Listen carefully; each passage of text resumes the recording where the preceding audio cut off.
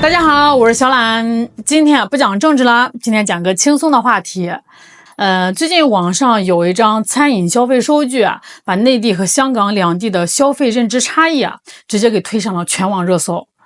这个事情呢，发生在7月2号的晚上，在九龙新浦港一家叫陈怡兴的饭店。那一行10名内地游客到了店里面，开开心心的吃了一顿海鲜大餐。等吃完结账的时候，好家伙，一张机打账单打出来总金额整整8755港币，那按照当时的汇率折算，相当于8000块人民币。发帖人回到了酒店，他越想他越不对劲直接把这个账单拍下来发到小红书上，附带了一句极其扎心的话香港大排档吃完没钱回乡过年了。这句话一出，瞬间就引发了全网数万网友的大围攻那一开始呢，大量的内地网友同仇敌忾第一反应就是抢钱这是一个街边大排档10个人吃掉8000块，人均将近900港币，这不是妥妥的把内地游客当肥羊吗？这不少人在评论区留言说现在去香港吃个饭都这么恐怖了吗？这简直是天价大排档必须向监管部门举报。可是谁也没想到，随着完整的账单明细被逐字逐句的扒出来，再加上熟悉香港市场的本地食客和中立网友加入讨论这场舆论大战居然发生了惊天大反转那整单账单清清楚楚，没有任何的暗度陈仓，更没有隐形消费。今天呢，咱们就把这张8755港币的账单扒得干干净净，聊聊为什么大排档这3个字会让内地游客踩进最大的认知陷阱里。咱们先来看看这张让无数人破防的账单到底这8755港币是怎么凑出来的？那发帖人把完整的明细公布出来之后大家仔细一瞧才发现这根本不是什么几盘炒青菜啦，几碗牛腩粉收你几千块的恶劣宰客，那更不存在什么虚报海鲜斤两、强制推销昂贵酒水这种违法违规行为。这10个人在桌子上点了一桌什么菜呢？潮州打冷冻蟹、富贵濑尿虾、卤水鹅肉鹅肝大拼盘、生腌海鲜、新鲜蒸鱼、各类精美潮州热菜，再加上酒水和茶位费。那熟悉海鲜市场的朋友心里面应该都有数了，像这个冻蟹啦、濑尿虾、鹅肝，这在任何一个城市的餐饮界那都是妥妥的硬菜特别是潮州打冷里的顶级大冻蟹，按两计价，一只品质极高的野生膏蟹，单价本身就是极其昂贵的，再加上这个手腕粗的富贵濑尿虾，每一只都是实打实的肉和膏，成本高的吓人熟悉香港餐饮行情的本地网友立刻就出来算账了。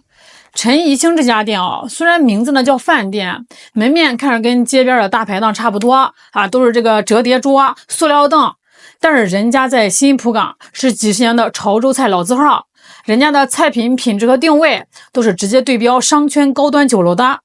这10个人安排了一桌地道的香港海鲜宴，还点了那么多的顶级食材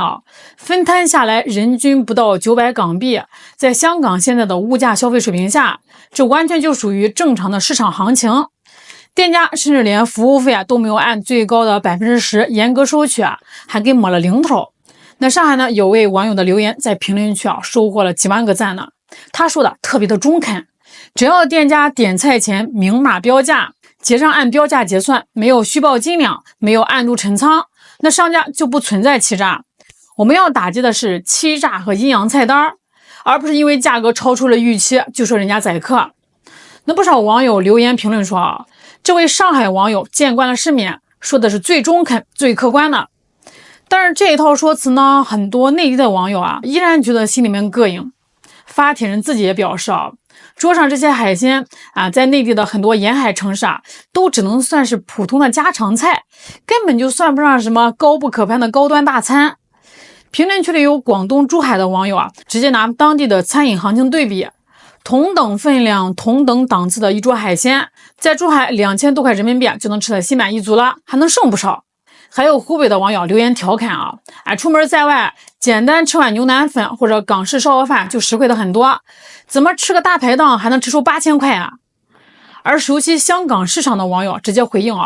这一单的核心开销本来就集中在高价顶级海鲜上，你不能拿简餐和小吃的标准来衡量一桌海鲜宴席。舆论就这样从一开始的全网讨伐店家抢钱，慢慢就变成了对两地物价的理性讨论。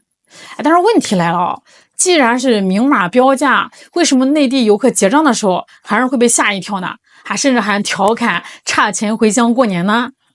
那这场争论的核心根本就不是店家有没有恶意抬价，而是大排档这3个字儿，在内地和香港，它完全就是2个截然不同的概念。那在咱们内地的传统认知里什么叫大排档像那种路边摊、露天烧烤、铁皮棚、烟火气，大家对大排档的心理预期是什么呢？是环境差一点无所谓，但是价格呢必须亲民接地气，人均几十块100出头几个人喝着啤酒吃着小吃，图的就是个实惠和放松。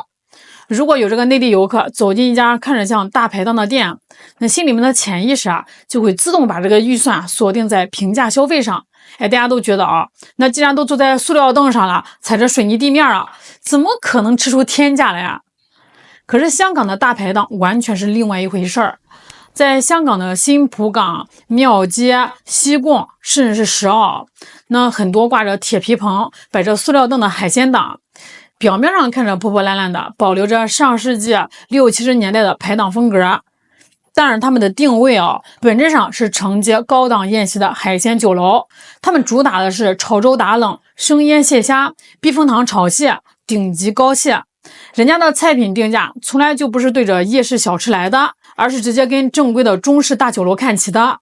游客看着简易的棚顶、粤语招牌、塑料板凳，顺着内地大排档的固有印象走进去，那心里面就会按照夜市评价的预算点菜，看到菜单上的冻蟹啦、濑尿虾，就会以为跟内地一样便宜，于是就顺手点了一堆高价硬菜。